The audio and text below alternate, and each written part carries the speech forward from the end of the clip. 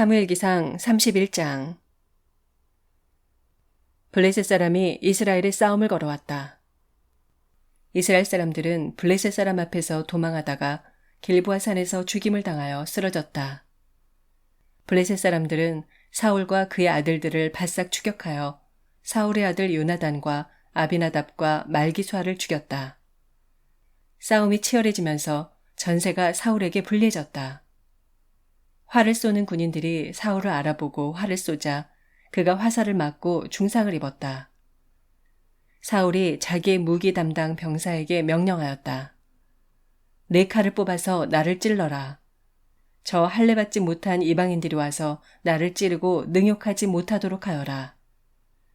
그러나 그 무기 담당 병사는 너무 겁이 나서 찌르려고 하지 않았다. 그러자 사울은 자기의 칼을 뽑아서 그 위에 엎어졌다.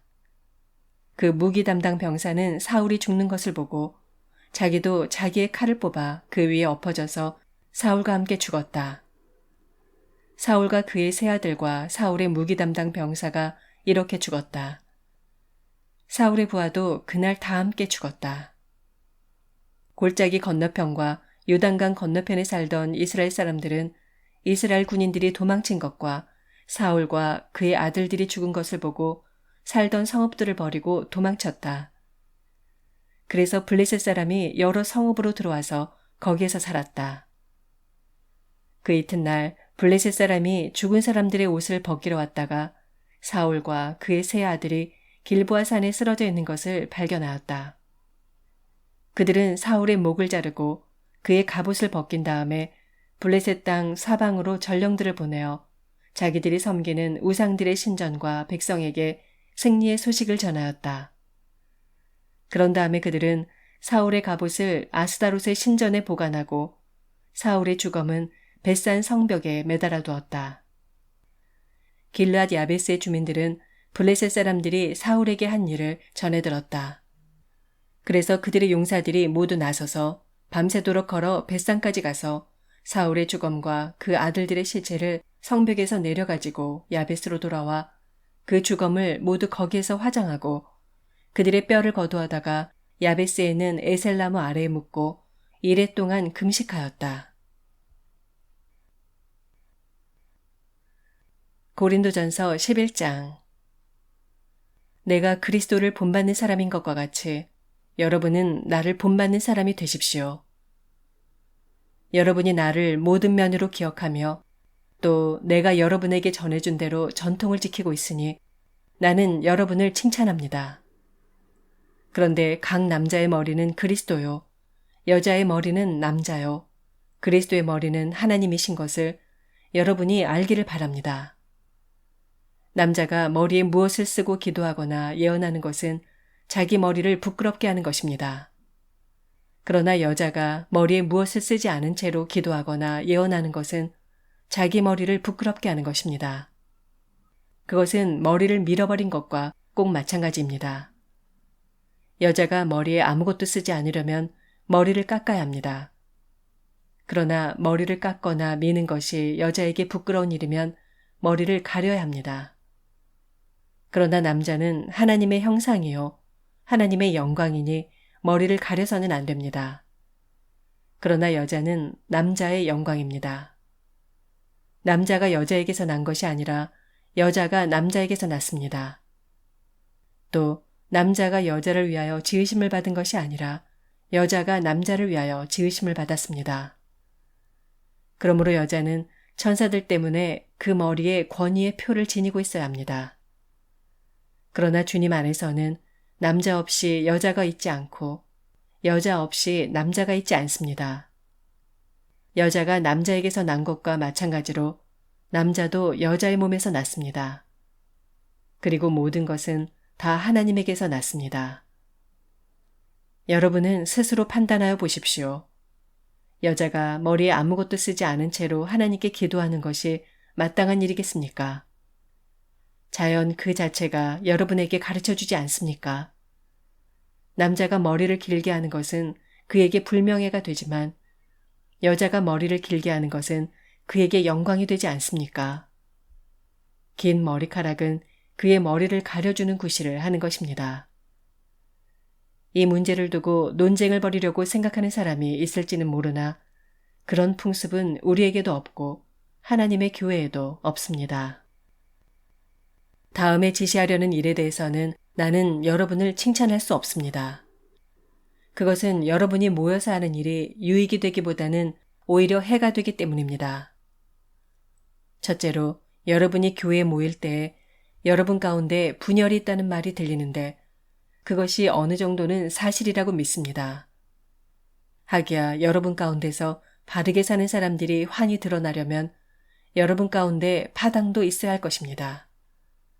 그렇지만 여러분이 분열되어 있으니 여러분이 한자리에 모여서 먹어도 그것은 주님의 만찬을 먹는 것이 아닙니다.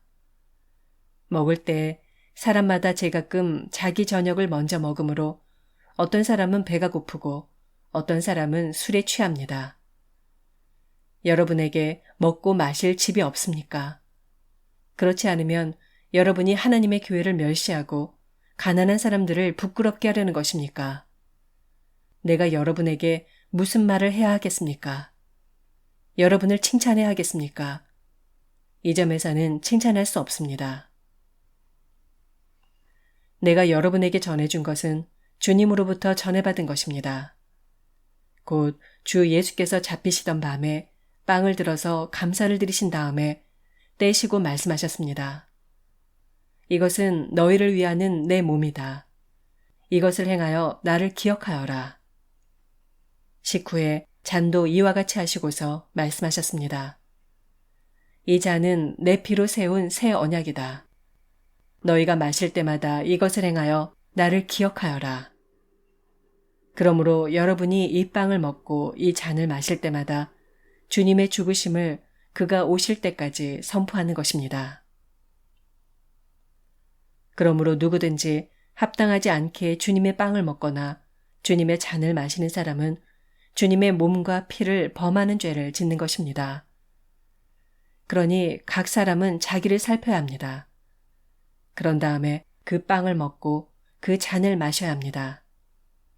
몸을 분별함이 없이 먹고 마시는 사람은 자기에게 내릴 심판을 먹고 마시는 것입니다.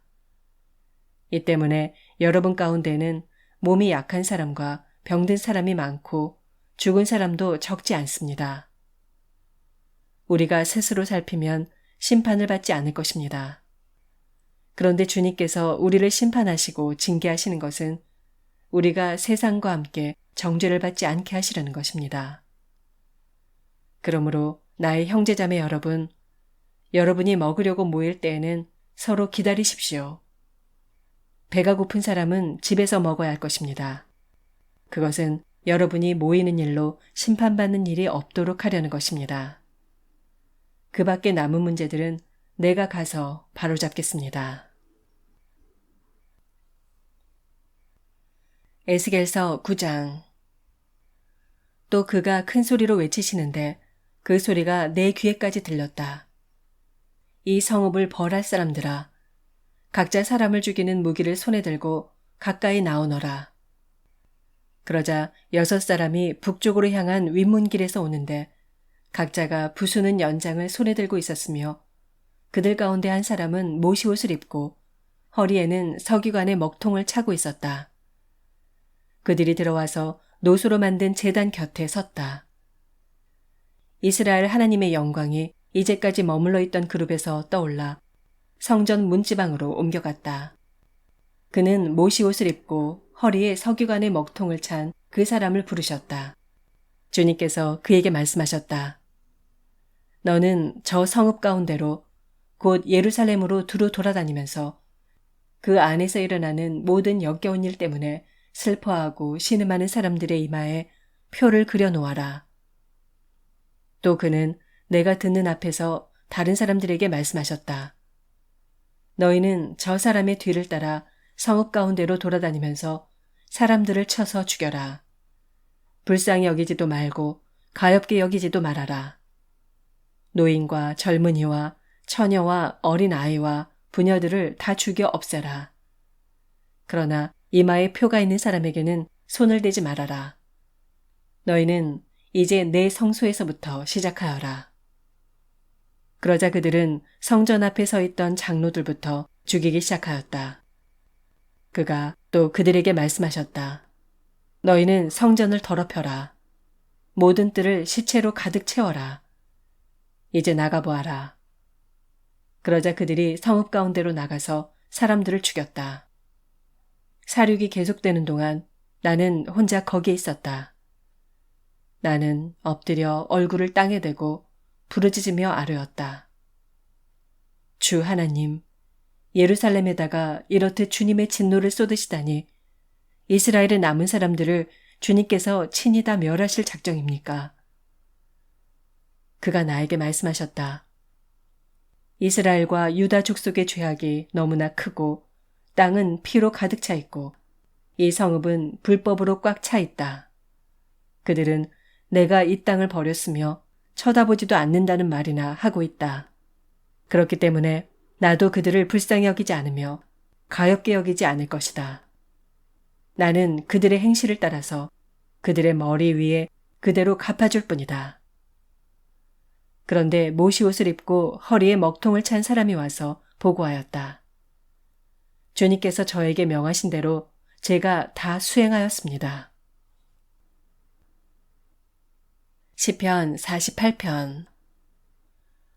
주님은 위대하시니 우리 하나님의 성에서 그의 거룩한 산에서 그지없이 찬양을 받으실 분이시다. 우뚝 솟은 아름다운 봉우리, 온 누리의 기쁨이로구나. 자폰산의 봉우리 같은 시온산은 위대한 왕의 도성. 하나님은 그 성의 여러 요새에서 자신이 피난처의 심을 스스로 알리셨다.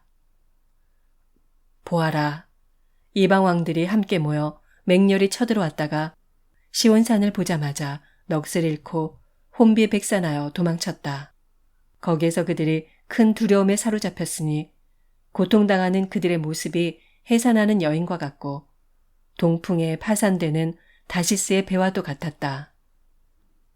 우리가 들은 바 그대로 우리는 만군의 주님께서 계신 성, 우리 하나님의 성에서 보았다.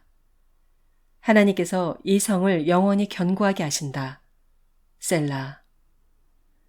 하나님, 하나님의 성전 안에서 우리가 하나님의 한결같은 사랑을 되새겨 보았습니다. 하나님, 주님의 명성에 어울리게 주님을 찬양하는 소리도 땅 끝까지 퍼졌습니다. 하나님의 오른손에는 구원의 선물이 가득 차 있습니다. 주님, 주님의 구원의 능력으로 시온산이 즐거워하고 유다의 딸들이 기뻐서 외칩니다. 너희는 시온성을 돌면서 그 성을 둘러보고 그 망대를 세어보아라. 너희는 그 성벽을 자세히 보고 그 궁궐을 찾아가 살펴보고 그 영광을 전해주어라. 하나님께서 영원토록 우리의 하나님이시니 영원토록 우리를 인도하여 주신다. 하여라. 아멘.